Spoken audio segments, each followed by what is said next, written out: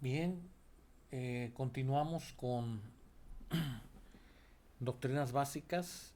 Este es el tema de la semana, la clase número 7, que está relacionada con el pecado.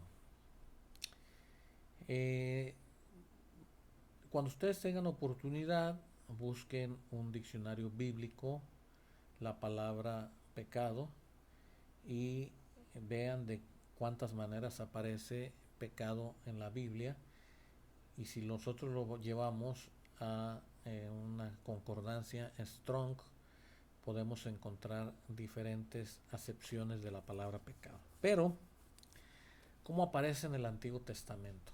Entonces, la primera forma que aparece la palabra pecado en el Antiguo Testamento es shata. Shata en todas sus formas aparece 522 veces en el Antiguo Testamento. Y su significado básico es errar en el blanco. Errar en el blanco. Y es equivalente a la palabra griega amartano. Pero errar en el blanco también implica dar en otro lugar. Cuando uno se equivoca de pegar en la marca correcta y por ello peca. Pero también cuando le pegas a una marca que no era la que necesitabas pegarle. Entonces es un principio de dar en el blanco donde no se debe también. Entonces, esta palabra shatá se emplea acerca del mal moral, la idolatría, los pecados ceremoniales. Y ustedes pueden ver Éxodo 20, Jueces 20, Proverbios 8, Proverbios 19. Y esta palabra es shatá. Encontramos otra palabra que es ra,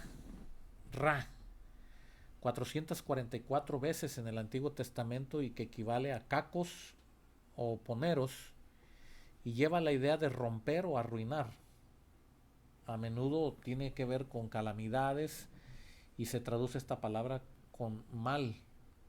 Muchas veces puede ser algo injurioso, moralmente incorrecto. En Isaías 45 se dice que Dios formó la luz y creó las tinieblas, la paz y el ra. Algunos entienden que esto significa calamidades. Entonces, muchas de las cosas que nosotros vemos en el Antiguo Testamento están asociados con mal. Pasha o Pesha, la idea básica de esta palabra es rebelión o rebelarse. Generalmente se traduce como transgresión. Cuando hay una rebelión y esa rebelión transgrede los límites, o sea, la rebelión es ir más allá de los límites que Dios pone. Otra palabra muy asociada con pecado es abón. Abón incluye la idea de iniquidad y culpabilidad. Estas están muy asociadas cuando hablamos del lenguaje y los textos hebreos.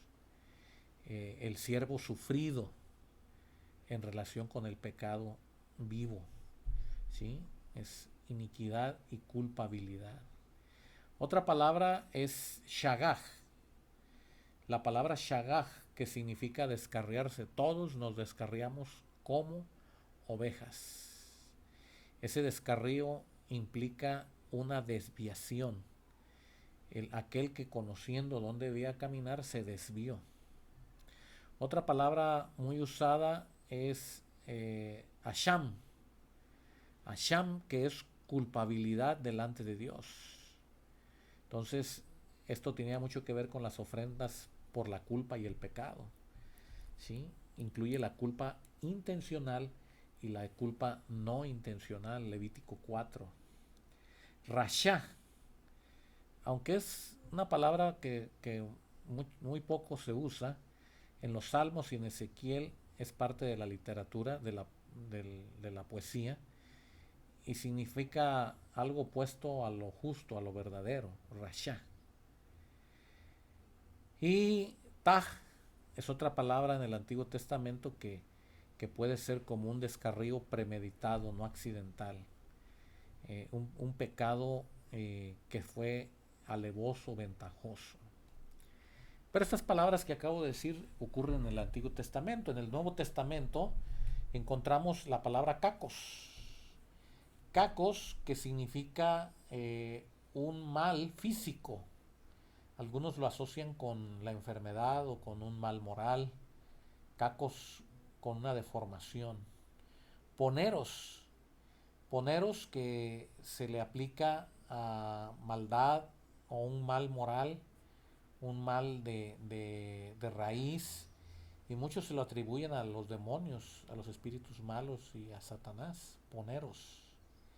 Acebes, una palabra que tiene que ver mucho con apostasía, que aparece con impío. Enocos, enocos que se refiere a aquellos culpables que han transgredido todos los límites y que merecen la muerte por los crímenes cometidos. Enocos. Amartia, lo dijimos hace un momento que aparece unas 227 veces en el Nuevo Testamento como errar en el blanco o de manera positiva atinarle pero en el lugar no correcto.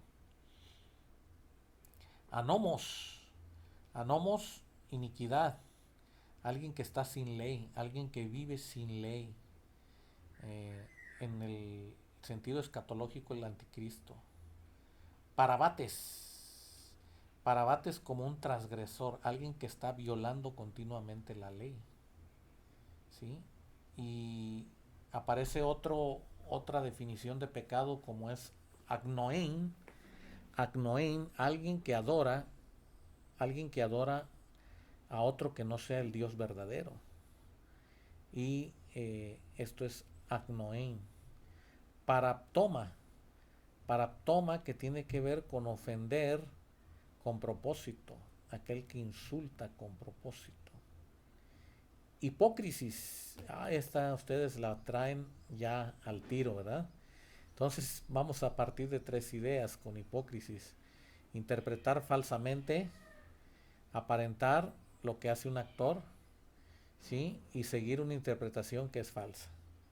Entonces ahí tenemos tres ideas. Interpretar falsamente, aparentar o hacer algo como una telenovela, meterse en un personaje, y o interpretar algo que sabemos de antemano que es falso. Entonces, usando eh, estos antecedentes que tenemos de Antiguo y Nuevo Testamento, para ustedes que están anotando, pecado podemos definirlo como errar el blanco, maldad, rebelión, iniquidad, extraviarse, perversidad, andar errante, actuar con impiedad, crimen, andar fuera de la ley, violar la ley constantemente, ignorancia y ofensa. Wow, quedó una definición muy larga. ¿Sí? Para otros es simplemente infracción de la ley. Strong provee un ejemplo cuando define al pecado como la falta de conformidad a la ley moral de Dios, ya sea en un hecho de disposición o estado. El pecado también puede ser definido como una contrariedad al carácter de Dios. El pecado pues puede definirse como algo que es opuesto a lo delimitado o creado por Dios. Así es que si nosotros tuviéramos que hablar de que todo lo que apunta a contradecir lo establecido por Dios en su palabra, y hablamos de la inspiración, todo lo que va en contra de lo que Dios dictaminó, entonces le llamaremos pecado. Y Habacuc lo dijo: muy limpio eres tú de ojos para ver el mal, ni puedes ver el agravio. Habacuc 1:13. Y el pecado es tan dañino que solamente la muerte del Hijo de Dios puede quitarlo. Entonces, esta primera parte tiene que ver con algunos conceptos de pecado.